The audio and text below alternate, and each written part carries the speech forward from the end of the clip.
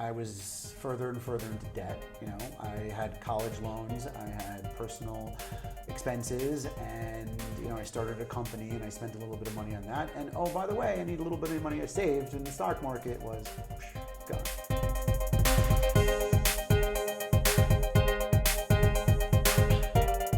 For as long as he could remember, David Ash has always loved people and connecting people. So much so that he describes himself as a matchmaker. Growing up, David connected friends through sports. In college, his job was to connect NYU students with a nightclub. And today, he connects institutions and funds with property owners. Listen, am I oversimplifying his life? Yeah, I am. But who has the time to talk about David climbing out of serious debt with his grandmother's help? Or David pulling off a $300 million record-setting deal in SoHo with Zara? I certainly don't. And you're right. It's a different level of matchmaking when you're connecting Kaufman Organization with Extell Development for the $200 million sale of the Ring portfolio. I agree. Selling $4 billion worth of real estate did take ingenuity, creativity, and a heck of a lot of persistence. Ironically, this leads into sort of where I found my niche. Because I was dorming and I was, you know, for all intent and purposes paying for college, I needed a job. And so I ended up, through a couple of mutual friends, getting a job promoting a nightclub. Now, let me be clear. Today, or whatever, recently, promoting meant bottles and models and so on and so forth. It was not the case. And so it was like a gift from the heavens, because it was me with a section in a really nice place that allowed for me to essentially really open up like my, you know, my personality and my skill set that I basically had in dormant for a while. I was always very, I don't want to say popular, but I was always very outgoing. I was always the guy for the captain of the basketball team, captain of the baseball team, this, that, what have you. And I was always that kind of guy. But this was me going up to groups of strangers and saying, hey, I have this party that I throw on Saturday nights. You guys should come. I'll put you on the guest list. Instead of paying 20 bucks, you pay 10 bucks, you come in, it's a great time. I did not know what I wanted to do as a senior in college, graduating from NYU Stern Business School, which is a serious thing. Yeah. And I'm sure a lot of your friends were going into banking. Finance. And that was not for you. No, I am not the guy that is the finance guy. No. You know, still not that great in Excel. I mean, there's just ways in which I'm good, and there's ways in which I know I'm not. Right. And so, to be honest with you, my mother suggested looking into real estate. At the time, she was, you know, doing residential houses in Brooklyn. She was doing that, and she suggested I maybe look into something in real estate. And to be clear, now there are concentrations and majors in real estate in NYU Business School. At that time, there was one class, and I did not take that class. I didn't know anything about real estate at all. And I spoke to a couple of people within the business that I had known kind of worked for real estate companies or interned for real estate companies. And I said, who'd you work for? What'd you do? And give me the guy's name. And I'm like, what do you mean? And I just literally cold called them directly. And I ended up getting a job doing commercial leasing. And I worked for like do you ever see, what's the movie with J.T. Marlin? Boiler Room? Yes, thank you. You ever see, so Boiler Room. Yeah. So I worked for like a boiler room type of shop. You showed up at this boiler room office leasing firm, and they just said, all right, here's a phone, like just start, you know, pick up the phone and start dialing, and you were fine. Pretty much, yeah. I was good at it. It suited me. I ended up being recruited pretty early on, after a couple of months, to Kaufman Organization, where I was the kind of guy for 4.5 years or so. Kaufman did the same exact kind of thing, where I would move people from, you know, space to space, so on and so forth. A friend of mine worked for a fund, and he said, hey, look, it was 2007. I was doing really well, and he's like, if you run into people who are, you know, managing and running their own buildings, tell us, because we're buying a ton of stuff. In '07, things were going crazy. I knew zero. I had just done a 4,000 square foot lease on 7th Avenue, which is not far from where we are right now. And I made 38 grand, something like that, I don't know. But the owner of the building was also the leasing guy, was also the manager. And so I said, hey, would you be interested in meeting this group? We're buying a ton of property, it's worthwhile. So they ended up having a meeting. It was as if they were talking Chinese.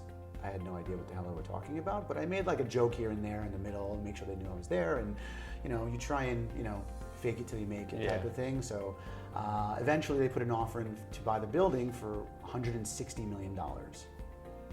Great, congrats, that's awesome. I don't know. And they're like, but we're only paying you 1% if we did the deal. And I was like, carry the two. No. What? Wait, what? For $1.6 million as a fee, speaks volumes. And I was like, okay, time out. Let me see what this is all about. The more research I ended up doing, I realized that it wasn't me putting a tenant in for 7 years and I'll see that tenant in 7 years. So you're seeing repeat business faster. You're capable of seeing repeat business faster, for sure. I ended up getting a job at sort of a mid-tier shop that doesn't even exist anymore, Eastern Consolidated. And so what I started doing was, rather than calling somebody who owns a property and saying, hey, let me sell your property, I can get you some crazy number because some guy's willing to spend all this money, I said, let me see where you're looking to buy property. And so rather than call anybody who was looking to buy property, I started calling institutions and banks and publicly traded companies.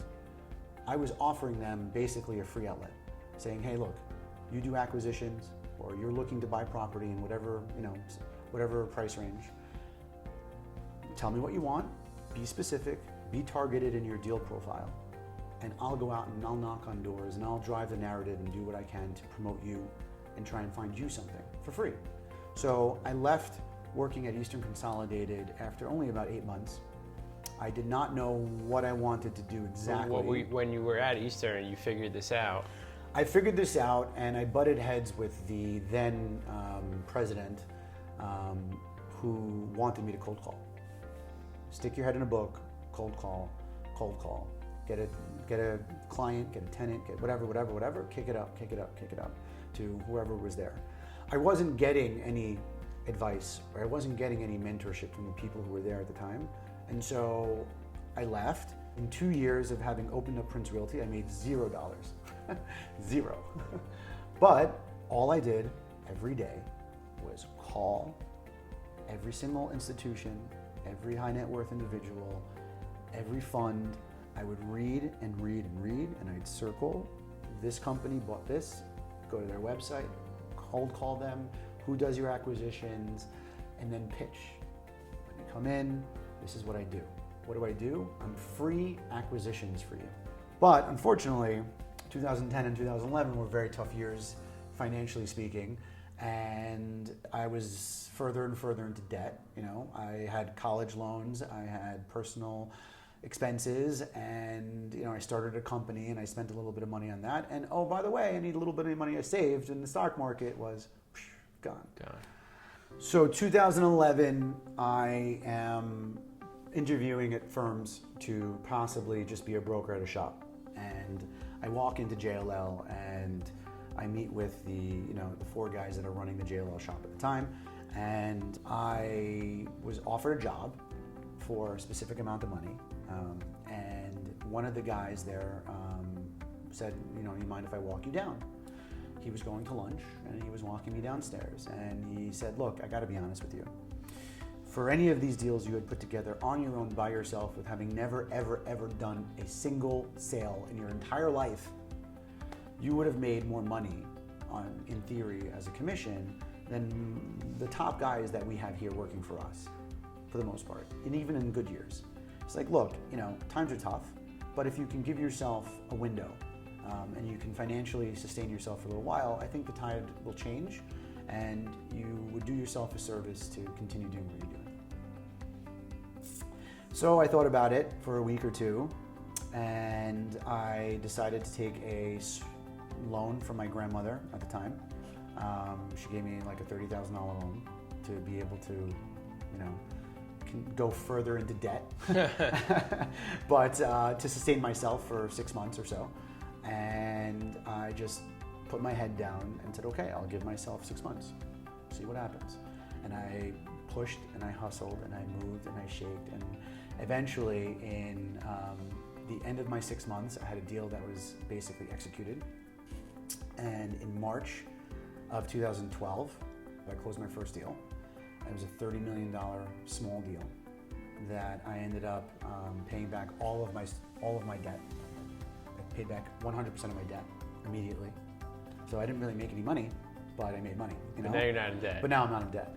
And I vindicated is not the right word, but I was enthused about what I was capable of doing. And fortunately for me, the markets got a little bit better. And in June, actually I celebrate this every year, by the way, it was June 20th, I closed $350 million worth of deals, which was a monster day. And it vindicated and it allowed for my business model to really be sort of in the spotlight. I closed one of the largest deals of the year. It was a $280 million deal with a publicly traded company. And it sort of really propelled me into this next level of people knowing who I was and what I was about. Right.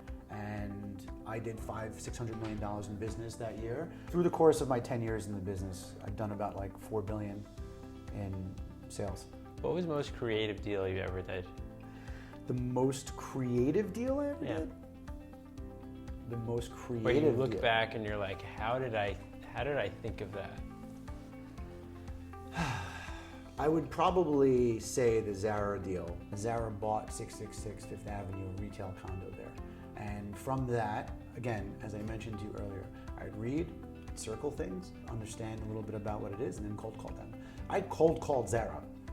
I cold called them for months trying to get to the right guy who deals with buying a retail condo. Like, you know, it's not their business. Yeah, yeah. And eventually I did, through many, many, many months of follow up. And I said, hey, are you looking to buy anything else? And he said to me, I'm only looking to buy something in SoHo, but I know every owner in SoHo. And he rattled off a bunch of names that own a bunch of buildings in SoHo. And he said, we know everybody in SoHo. And so I said, okay, but if I can come up with something interesting, would you see it? I said, yeah, of course, but we know everything, blah, blah, blah, blah, blah. And eventually I knew an owner by the name of William Fung, who owned what was an Old Navy. And they were never going to, quote unquote, sell their property, but they would consider creative structures. And I had spoken to them many times, and everybody and their mother had spoken to them as well, because if you were in retail or you were in the real estate game, you spoke to anybody on Broadway between Canal and between Houston. Right. Like, that's just the game. And he's a super nice guy, but was very particular about never selling or never doing anything. I walked into showing the space to the guy from Zara with the owner of the building, and they both thought they were there for different reasons. So the guy from Zara, I had mentioned that I think I can do a deal for sale. And the guy from the building, I said, I think I can do a lease with these guys. Some kind of long-term lease, maybe they'll buy out Old Navy or something. So they're thinking lease, they're thinking sale. There is a very big, and I kept, every time they started talking to one another, I kept interjecting. And I said, no, we'll talk. Do you like to, just look at this space. Let's see what the space is. This space is amazing, you know? And I just kept like, look at that column, look at this thing over there, you know? And eventually, through the course of like managing and massaging everybody's expectations, we ended up kind of talking about different types of opportunities between this or that. So it didn't seem like, I was like, let's talk about all different types of things, a sale, a lease, a this, a that. And eventually, what was originally a 49-year master lease eventually became carving out of a retail condo. And I'd say that is probably, for how it got to where it got to, is the most creative. This is actually the Zara guy, and this is the owner, William Fung. Wow. Yeah, it's a Zara t-shirt. That's awesome. You have a Valentine's Day party. Yes. which is very interesting because I've never heard of a Valentine's Day party before you. So in an effort to be different, in an effort to sort of, carve your own path, because I fancied my company, Prince Realty Advisors, to be more matchmakers than we are brokers, right? I thought it would be a very cute idea to have a Valentine's Day-esque party for clients. So instead of doing a holiday party when there's, 6 different parties every week or 3 parties every day during Christmas, New Year's, we thought to do it basically during Valentine's Day. Prince Realty Advisors is named after a deal that you did with True Religion on Prince Street. Yes, that's where I ended up getting the name Prince Realty from. I just figured I don't need to be the king. But Prince is good. Prince is good. Yeah. Right, that'll cut it. That works fine.